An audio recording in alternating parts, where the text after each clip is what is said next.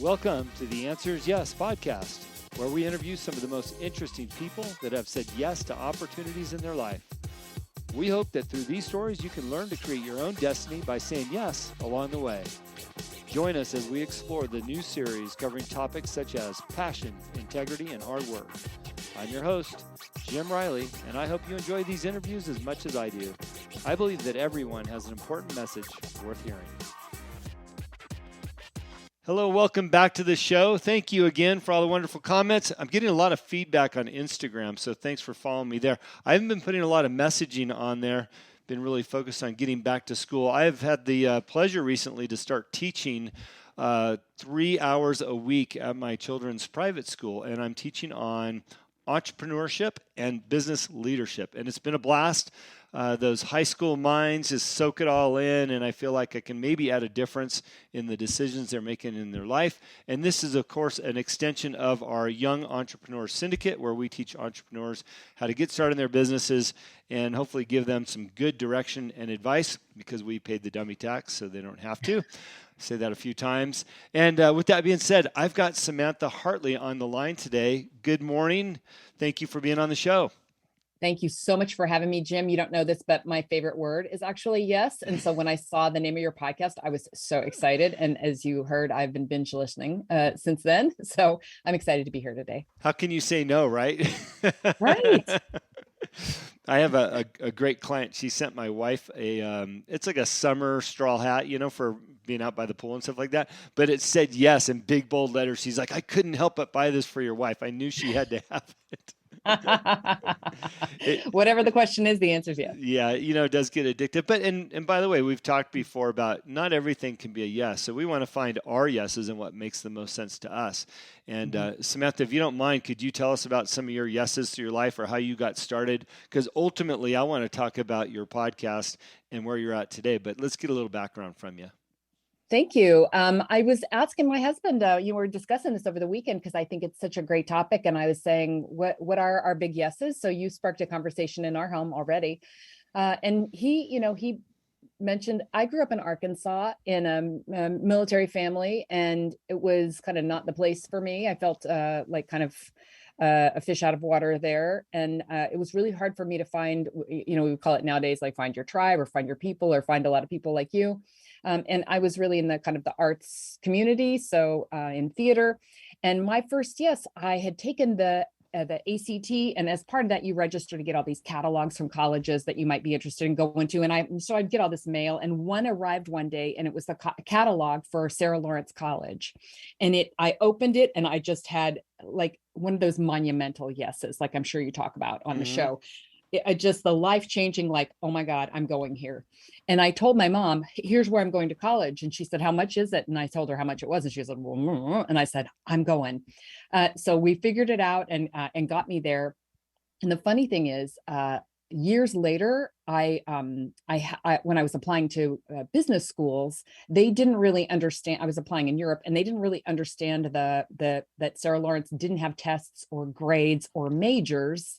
So they were like, kind of explain this to us, and they wanted a copy of the catalog.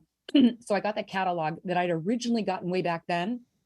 And 20 years later, when I saw it, I was like, I would still go here again. Like every time I see it, I'm like, I would go there again and again. And so it's really, it was such a pervasive and life-changing experience for me. I met my husband. We didn't get married immediately, but I met him there, and I started studying Russian language. And after college, I went to Russia and spent 7 years there. And while I was in Russia, I met the people from the Coca-Cola company who hired me to work there and then brought me back to corporate in Atlanta. So many subsequent yeses they emanated from this initial single one. Now, it was so like a billboard with flashing neon lights. It was not subtle. It was a big yes. And I feel like throughout our lives, we're given those kind of like subtle ones and then the bigger ones. And it was funny that he brought that up, and I'd kind of forgotten about that, but like, I didn't forget, but I always think about the business ones and the business contacts. And that was a personal one that just made all the difference. Do you remember some of the things that really resonated with you that made you say yes, or it just was the whole picture?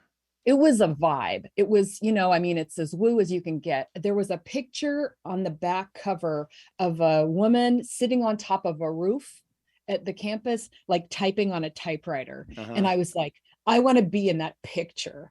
And, as a marketing person, what I can tell you is, it's really important for us to depict our target audience. Like they want to see themselves in your marketing. And funny sidebar, I was doing marketing for a city one time, and they were marketing to retirees, and so the target audience was maybe excuse me, 60s or like maybe 70s, and the interesting thing about that market is that they want to see themselves as 15 years younger than they are. So you never put a picture of a 70-year-old in a picture if you're marketing to 70-year-olds. They want to see people who are like 55.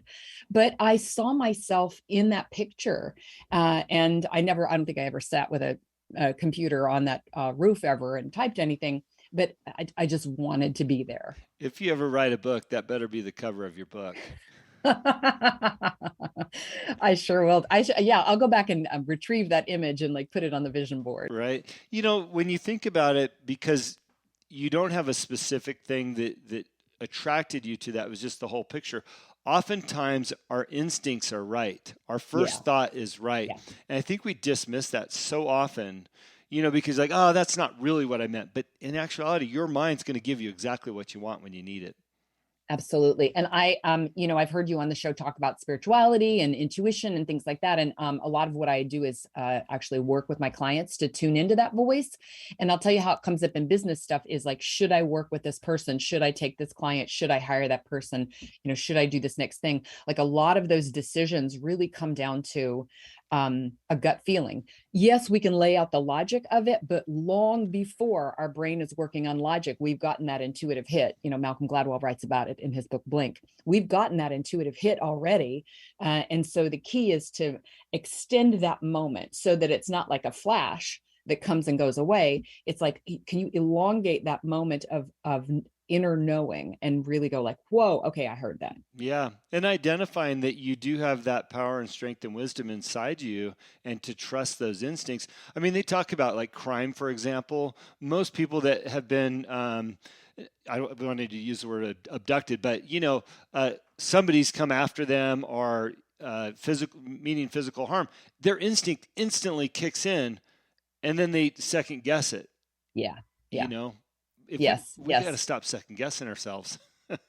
Totally. I think there's many situations in which we do that. It's funny because I've been in a lot of situations where I was like, Yeah. And I think that response served me. Yeah. Yeah. Well, we need to apply that for business. I'm fascinated that you met the Coca-Cola people in Russia. What were you doing? Yeah. You were there for some time, but what were you doing? Were you studying? Were you working, traveling? I went as a student, and then I had my studies kind of were coming to an end, and I thought, well, I don't know what I'm going to do here. I had a liberal arts degree, and I thought, well, I can go back to the US and either be like a nanny or go to graduate school. That's what all my peers were doing. And I was like, nah. And I thought, I don't know if I can stay here. And then, and I always talk about these kind of chance meetings. I was in a grocery store one day, and it was a foreign people could go because it was a special one. And I met a guy, and I shared a cab with him, an American, older gentleman. And I shared a cab with him, and we got to talking, and that turned into like a little temporary job that I started working for this American company that was there. And then that turned into, they hired me full time. And then I was working in meetings and events, and I was doing an event, and I met the people from the Coca-Cola company who were doing like a Christmas party or something. And we had just enough interactions that the general manager said, why don't you come and talk to me about working for us? And I was like, whoa, okay. And then, that was the one thing led to another. Now, it's easy, I think, for me to feel like I've since written about that in terms of doing networking, because I never felt that I was networking. I was never intentionally networking. It's just that I had preparation and luck and timing, which is, being in the right place at the right time and having the right thing to say. although it wasn't ever as intentional as I would do it nowadays. But I met people from the Coca-Cola company. I was hired to be the marketing manager the first time they had somebody doing that particular role in Moscow, Russia. It was a territory of 30 million people.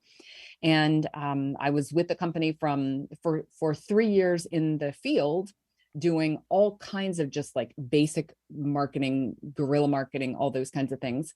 And then I met, there was a tour with the entourage of the chief marketing officer from the Coca-Cola company, where they just do this like world tour, and somebody in his entourage came over and tapped me and said, they want to take you to Atlanta. In the field, what had happened there is that I'd gotten a lot of FaceTime with the CMO for two reasons. One is that no one could walk as fast as he could, except me. Literally. Just note to everyone, like wherever he was in the market, you do a market visit and you go around and look at supermarkets and stuff like that. And he was just fast walking, and I just kept up with him. Yeah. The other thing is that people would, and I saw this happen many times while I was there, they would have these big dinners where you're sitting around in like rounds of 5, and nobody would sit next to the big bosses. And I would always be like, I'm going to go and sit next to the big boss. Like, what's the problem here? And what I always said was, one of two things is going to happen. If you're not going to get like, you have to say something incredibly genius for them to tap you, or you insult their mother and then they fire you. Like, that's the only two way things are going to go. Like, go sit beside them. Like, what do you have to lose? And so often you would see them like sitting there, the big bosses, like sitting there, nobody's talking to them. Everyone's having these miniature conversations around them. And I was like, oh gosh, people are so intimidated by these people. They're just humans, and probably they're miserable because usually they're introverts and they don't even want to be there in the first place. So I would just go and sit beside them. And when I was out doing the market visit with the chief marketing officer, this, by the way, is Sergio Zeman, who was the guy behind New Coke, which was both a debacle and an act of genius for the company. I did a lot of translating in the market because I was fluent. And one of the things that I said that got me tapped by him was, we were talking about being out of place as foreigners. A lot of the foreigners would complain to him about, oh, it's so hard to live here and things like that. And he was of Mexican descent and had worked with PepsiCo in Japan in like the 80s. And it was very difficult to be a foreigner in Japan, and he was a visible foreigner. And what I said to him was, I don't know what they're complaining about. They at least, look like for everyone else, like they can blend, as opposed to him being there. And we had been walking, and he stopped and he turned his whole body and looked at me like that was, that was an insight that other people, an observation that other people hadn't made. Right. And I feel like that's probably the thing that got me into Atlanta from there. Yeah. Interesting. I want to go back real quick to your dinner discussions and strength to sit by the leadership. I've been in a lot of leadership roles, and I've been that person sitting at the table with nobody to talk to. And you're like, wow, I know they're intimidated by my role and what I represent, but at the same time, I'd really like to engage them in conversation, right? So for you up and coming entrepreneurs, sit by the boss. You'll be fascinated by what and you don't have to try to impress them. Ask just everyday questions, because they want to have an everyday conversation over a meal, I'm sure. Totally. Exactly. What would you want to be asked in that situation? Like, what are your impressions of the market? What stands out to you? Which of the places you've been have you enjoyed the most? As you're saying, just ordinary conversation. Yeah. And this was more on me than on people, but when I raced cars professionally, I had a little bit of a celebrity status. I signed autographs and put cards and all these pictures and stuff like that. But at the same time, I'm running a team of 20 people. And third, I want to win, and I'm the driver, right? So I've got all these things in my mind, and I would go about, the parades and all these pop and circumstance we would do. And one time, halfway through my racing career, somebody said, well, people just really think you're arrogant. I'm like, oh my gosh. Yeah, that's really not who I am. I've got all these things on my mind. So I had to make a conscious effort to do the opposite of what people were thinking.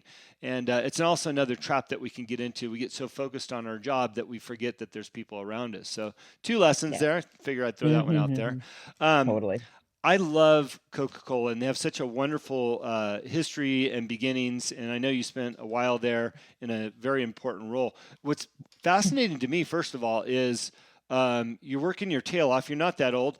I figured just Coke would have been recognized there by the, like forever, right? How much work did you have to do? It's amazing because I wrote about it because I just had an episode come out called "What is Strategy?" And really the first time I was exposed to like strategy on that level was in Russia. So the deal was we couldn't go in there officially as Coke because if you're going to go in, you're going to go in. So Pepsi had been in there since like the early 80s. They had the Olympics there in 1980. So Pepsi had been there for a long time, and we didn't want to go in with brand Coke. We wanted to kind of check it out. And when you do that, you can hear I still say we. It's funny. Yeah. We wanted to check it out, and so we sent in brand Fanta.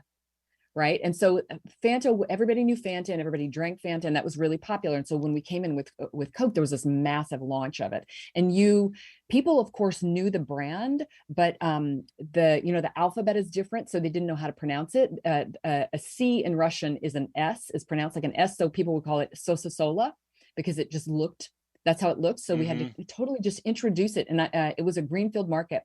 And so some of the first things that we had to do were, my very first business plan, it was like a one strategy plan, which was create a soft drink culture because people didn't drink with food because you shouldn't, like just culturally they didn't. And what I mentioned was I grew up in the South, and in the South you have drinks with your food or else you'll choke. I was going to say, wash it down. You have to wash it down, right? This is the whole point. And so they didn't have that culture, right? They didn't use ice. A lot of people didn't have a big enough refrigerator to put a 2-liter bottle in. And so we had to come with different packaging for a while. And then people didn't like, one of the big ways that you enjoy Coke is like out and about. So you have a can of Coke, you have a drink, as you're walking around, and they didn't drink while they were like walking around. Like you walked around, you didn't, even smoking, people don't like walk and smoke down the street. They just like would walk. So we had to create this soft drink culture, which was just so interesting for me to watch that happen. And with product marketing, you have to have availability first. And so that's also why we didn't, you have to put it everywhere. And then the main strategy for Coca-Cola is just sampling. And my boss had been with the company for like 40 years. He had started as a driver and worked his way up to a general manager. And he remembered as a boy in South Africa that they came to his playground and they gave everybody like one of those wonderful glass bottles. So an ice cold bottle and then a little toy, a branded Coca-Cola toy. And so they have this wonderful memory of I was outside and it was hot and I had this toy and a good thing happened and I drank this thing and it tasted good because it was super cold. And so that whole association is how you build a brand from like childhood up, right? Wow, fascinating. Sidebar, in the 80s, I worked for In-N-Out Burger in California, and my brother was eventually became the CEO and trustee of the company for 35 years. And important to note, because we were a Pepsi company since 1948 all the way into the 80s. And I remember it came down to service. We weren't getting the service we felt we deserved as we were growing, and we switched over to Coca-Cola. And I'll just never forget like the level of service we got from Coca-Cola and the branding and the consumers and the elation that everybody had that we finally moved to Coca-Cola because Pepsi seemed so passé at the time and we never looked back. And, all the years later, just watching the companies grow together, it just was fascinating to me, the role that Coca-Cola played. And my brother never had a negative thing to say about Coca-Cola and how they treated the company and him, and just a lot of wonderful experiences. So what a great place to work for you at a level that you were in. Any major takeaways that you want to share? Oh my gosh. I mean, it's amazing because I mean, that was many years ago that I left that company. By the way, I left corporate because I just felt nothing good happened at corporate. I really loved being in the field. My major takeaways are the thing that you just said, like service. Coca-Cola always acted like it was number one. And when it came into to Russia, one of the funny things about Pepsi is that they're number 2 worldwide. And so all of their ads, they would mention Coke and say, we're not them. And so they didn't have a positioning. Their positioning was relative to number 1. And so without number 1, they didn't have a positioning. They couldn't talk about anything. And so Coke came in and we just shot right up in that market because we were like, you never mention your competitors. You never mention anybody else. You're like, you are the brand. And I feel like in what I teach my clients, because I work with consultants and business to business consultants who are going into corporations. And what I think about is not that any of us individually has competition, because I just have an abundance mentality. And I think there are alternatives that people can work with, but we don't like mention them. You don't like, I never push down anybody that I'm talking about. Like, I don't denigrate competitors. It's always like, just talk about yourself and be your very best, and like focus on being number one. And that, that energy is throughout the company. There's just this kind of like, well, we just are, we're the best. And I think all of us operating our own companies that way and bringing that confidence to your work, there is nothing more effective and powerful in your marketing than confidence that you can do what you say you can do. Many times people will say, you have a client who's charging, $200,000 a year for their consulting, and there's somebody over here who's just doing short projects at like $15,000 a piece. What's the difference? And I'm like, 100% of the time it's confidence. Mm-hmm. It's like somebody has the nerve to go in there and be like, here's how I can change the company. Here's how I can build your business. Yeah. All right, I'm going to shift gears on you. We're going to talk about your consulting and the work that you're doing, and I'm going to promise you we're going to go over 5 minutes. I already know this. I'm just going to read the headline off of your bio. It says, helping consultants multiply revenues without exhaustion by working with the perfect clients, right? And there's so much to unpack there, but let's just talk about a few things that I think are important, because we do have entrepreneurs on this show. We do have consultants on this show. I've had a lot of guests that are consultants. I'm a consultant. So it's not like, this field isn't filled with people. But, this plateau discussion, especially, people fighting their way through COVID wherever they live and however they looked at that. Now we're on the other side of it, and they just feel like, okay, now what, right? Yeah. I didn't get anywhere. And I'd love to hear your thoughts on that, or how to pull somebody out of their plateau. And you don't have to give away all your secrets, by the way. I give all my secrets away in my newsletter, on my podcast. Here's why. And I do have a book in my future. Here's why. Because even when you tell all your secrets, people are like, okay, so I read your book and I listened to your podcast and I've read everything you've written. But how do I do that? You know what I mean? It still comes down to, but here's my situation. And like, it's a little different for me. And so, no, it usually isn't different, but everyone's a unique and beautiful snowflake, and it's the same as everyone else. So the key to me, the reason people hit plateaus very often, what I see is that they've maxed out as much work as they can do. And this is a lot of times they come to me and they're like, well, I have all these clients and I'm doing all this work and I've hit whatever the number is, whether it's 300 or 600, and I can't go any further. What do I do? So what we tend to look at is, are they working with the perfect clients? So are they, because the greatest determiner of profit, not just profit, but joy in a business is going to be, do you have the right client that you're working with? Mm-hmm. And that is, it's not about like, well, I'm unhappy with this client. No. You need to have right fit clients, because wrong fit clients are time wasters. They drain your energy. They abuse your team. They don't give you the right referrals. there's just nothing good about that. The second thing is, so often consultants are over delivering. So they're spending way too much time trying to do the work that could be done faster and more efficient. And the reason they're doing that, Jim, is because they don't trust that they can just give, like, here's the secret. It's a breadcrumb. Now let's implement that breadcrumb of a secret. They feel like, no, but I have to do more time or more stuff or more strategies or more e-learning. I need to have, and also these bonuses and all this stuff. And that's not trusting that the critical piece is the thing. So one of the things I'll do to open up more time for my clients is, in their calendars, move from hour-long meetings to half-hour meetings. Like, it's one of the fastest ways that you can just free up half of someone's time. Is like, you don't need that much meeting time. Like, what are you doing in those meetings? You can stop over delivery by giving tasks to the clients. Like, they need to do this stuff themselves. I mean, even for you and me as consultants, we are advisors, and I have some clients that we do some things for them, but the client can do more stuff, and that helps them to integrate the lessons that you're teaching them. Yeah. So those are just some of the things. And, in general, charging more and is a matter of those two things. It's like doing fewer things for the right clients is going to give you much more time. It's going to give you more capacity. And then we usually will get into things like team.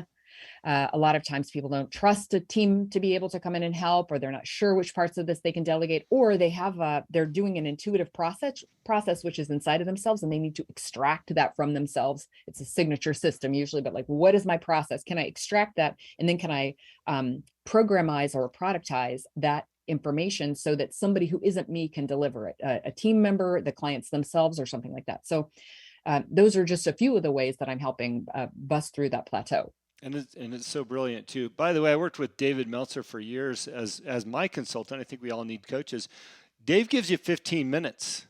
You know, you set up, you get a couple calls with Dave. He's like, you got 15 minutes. There's no BS. There's no, how's your mom doing? Like, we're here to do business. And if you can't do it in 15 minutes, it's not going to get done, right? So you show up prepared. Amazing how that works, right? You got 15 minutes, you show up prepared, you do your job, you pay the fee, and you're done, right? And I have made huge leaps and bounds years ago when I started working with Dave. So I love that you said redefine those meeting times, because oftentimes you're just wasting. Right. And were you often done in 12 minutes? Oh yeah, for sure. This has been my experience, because I've had coaches who are that way too. By the way, I worked with Alan Weiss, who's the godfather of consulting, $1 Million Consulting, and all those other things.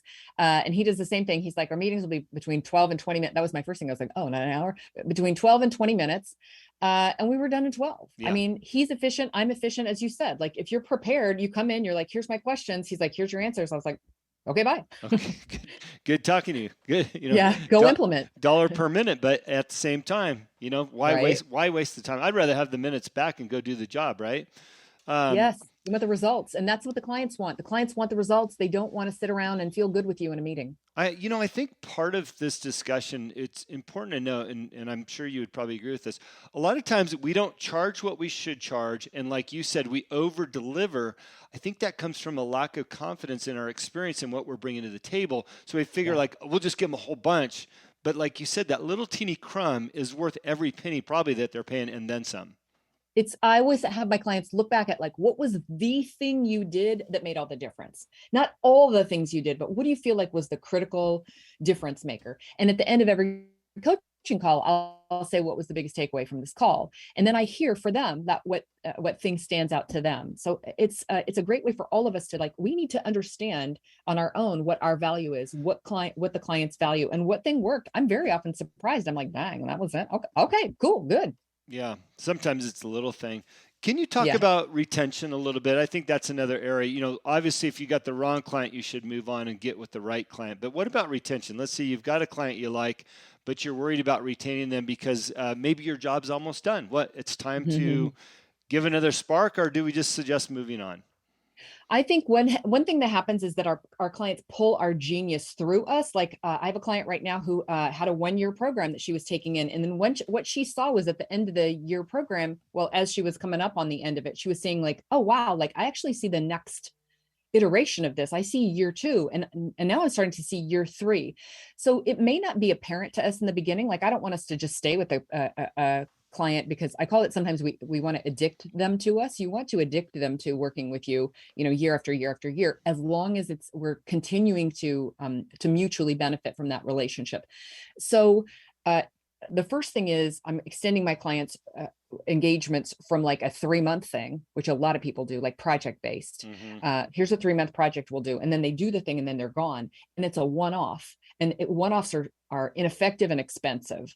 So I want them to do no less than a 1-year engagement. And once you've got a 1-year engagement, look at what the opportunities are. Look at the things, again, speaking of over delivering, there's so much that you can't get done in 1 year, and you'll see, wow, I've brought them actually 3 years of stuff. And I thought we could do it in 1 year, but the organization cannot metabolize that much change, right? It's just too much. Right. And so probably what year 2 is going to be is you extending what couldn't get done in year 1. And we have to be careful about not putting too much stuff in year 1, because if they can't metabolize it, they're going to feel like either they probably bought too much and overpaid, because if they see they can't use, it's like if I brought home 15 books and I've only read 2 of them, I feel like I shouldn't have bought 15. And so they're looking at your program and feeling like we shouldn't have done all of that. Was there like a third of that we could have done? And so if you can pare it down so that they win.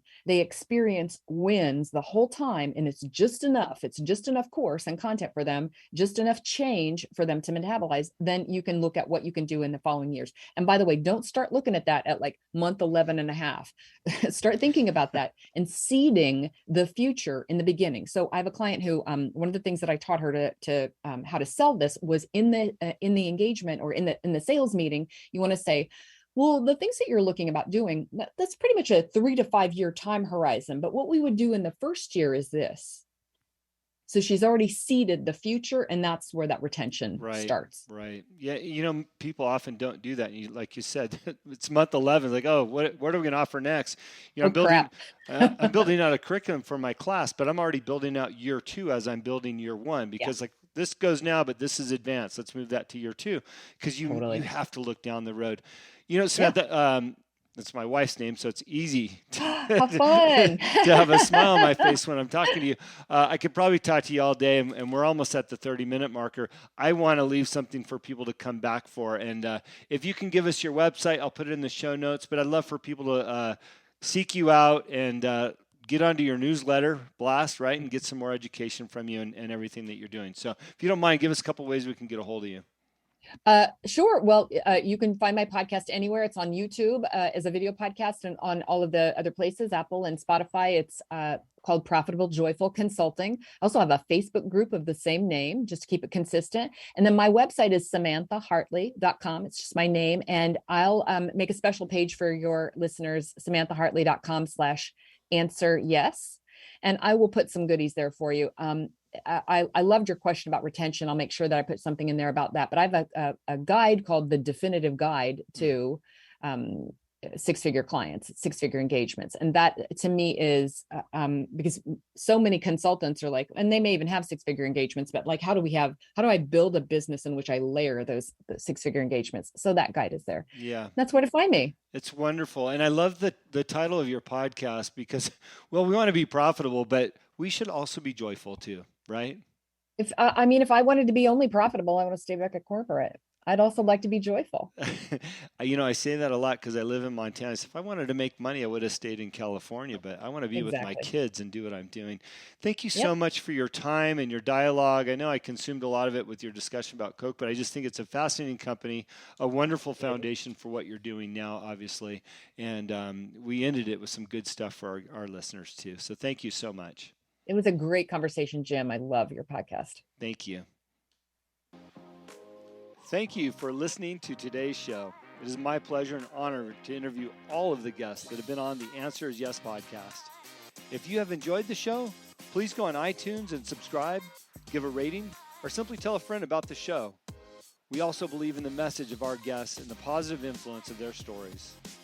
As my own mentor and coach, David Meltzer, has taught me, spend some time every day thinking and writing about the things in your own life that you have more than enough of. You will find out how blessed we really are. Please visit my website, livelifedriven.com, for the latest updates about me and what I'm doing. Plus, I post a monthly blog about the many topics on this show. This podcast can also be found there. As I learned early on in life, what you believe is what you will achieve. Thanks, Mark Victor Hansen, and thank you, and have a great week.